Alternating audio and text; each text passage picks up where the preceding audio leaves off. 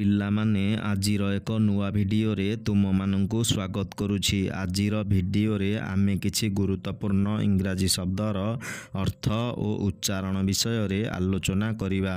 Emblem emblem ମାନେ ପ୍ରତୀକ ବା ପରିଚୟ। କ୍ୟାମ୍ପେନ୍ କ୍ୟାମ୍ପେନ୍ ମାନେ ଅଭିଯାନ ବା ପ୍ରଚାର। ଡିପାର୍ଟମେଣ୍ଟ ଡିପାର୍ଟମେଣ୍ଟ ମାନେ ବିଭାଗ। ଇମୋର୍ଟାଲ୍ ଇମୋର୍ଟାଲ୍ ମାନେ ଅମର ବା ଅବିନାଶୀ। ପର୍ସନାଲିଟି ପର୍ସନାଲିଟି ମାନେ ବ୍ୟକ୍ତିତ୍ୱ ବା ଚରିତ୍ର। ରେଜିଷ୍ଟ୍ରେସନ୍ ରେଜିଷ୍ଟ୍ରେସନ୍ ମାନେ ନାମକରଣ।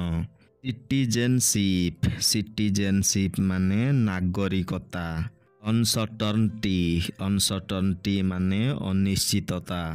ଲିଜେଣ୍ଡାରୀ ଲିଜେଣ୍ଡାରୀ ମାନେ ପୌରାଣିକ ବା ବିଶିଷ୍ଟ। ପଲ୍ୟୁସନ୍ ପଲ୍ୟୁସନ୍ ମାନେ ପ୍ରଦୂଷଣ। ଇଣ୍ଟରନ୍ୟାସନାଲ୍ ଇଣ୍ଟରନ୍ୟାସନାଲ୍ ମାନେ ଆନ୍ତର୍ଜାତୀୟ।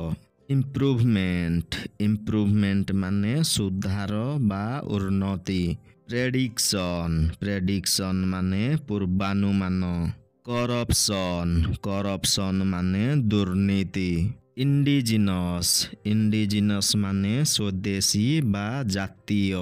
ଡିଷ୍ଟ୍ରିବ୍ୟୁସନ୍ ଡିଷ୍ଟ୍ରିବ୍ୟୁସନ୍ ମାନେ ବଣ୍ଟନ ବା ବିତରଣ।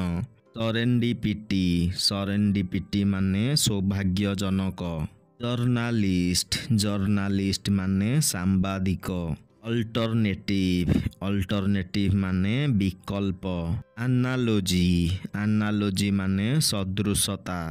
ପିଲାମାନେ ଏଠାରେ ଆଜିର ଭିଡ଼ିଓଟି ଶେଷ ହେଉଛି।